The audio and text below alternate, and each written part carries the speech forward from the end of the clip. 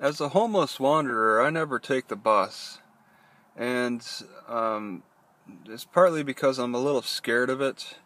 It's just, and I don't really have the patience, and I also have this car too still.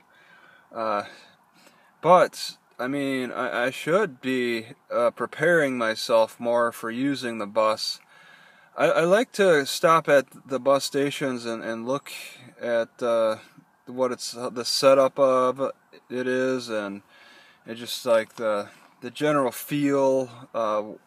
Maybe watch some people use the bus, and the types of people who do look at the rules a little bit, which I mean they're pretty easy for me to follow, but other people may have some difficulties, like the no maybe no doing drugs at the bus station policy. Uh, so what is the psychology that has to shift for a person to make bus life their daily living standard? As not everybody does it, but there are people who do. I mean, for example, in New York, most of the people don't have driver's licenses in that city. They just they it's too expensive. They can't afford it. So they make the bus life like it's and the subway stations and probably the Uber taxi rides too as a staple of their lifestyle. Whereas people who live in the more sprawled out areas rely on their cars more. Um, I rely on my car. I'm a bit of a car worshiper. I've pretty much turned it into everything. So the bus lifestyle, I don't understand. You need a place to sleep. Although I have seen tents around the park and rides, which people rely on for the bus. Maybe there's some commuters that share cars too, but the bus will pass through all the park and rides pretty much. You park and ride.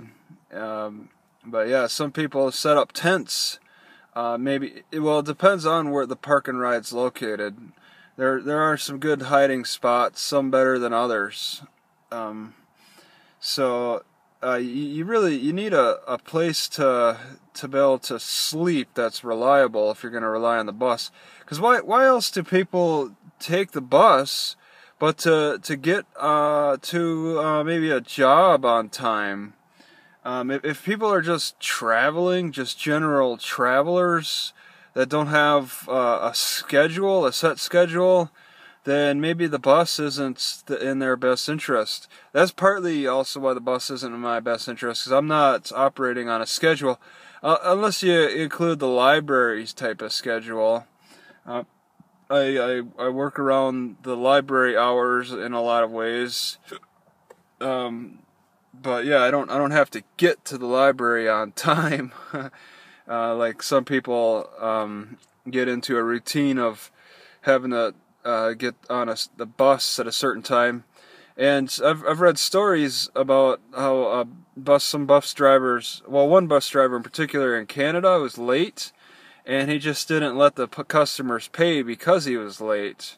He gave them free rides. So timing is very important for the bus lifestyle, especially if you use it every day. I think, what is it, like $1.50? I still think that's too expensive. I don't see it as worth it. I prefer just generally to try to walk the distances. I could really save time on a bus, but I don't see the need to at this time, being jobless as I am.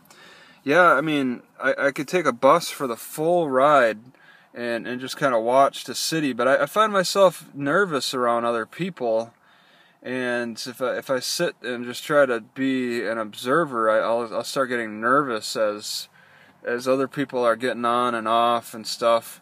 I really need to be on a schedule. I feel if I were to ride the bus.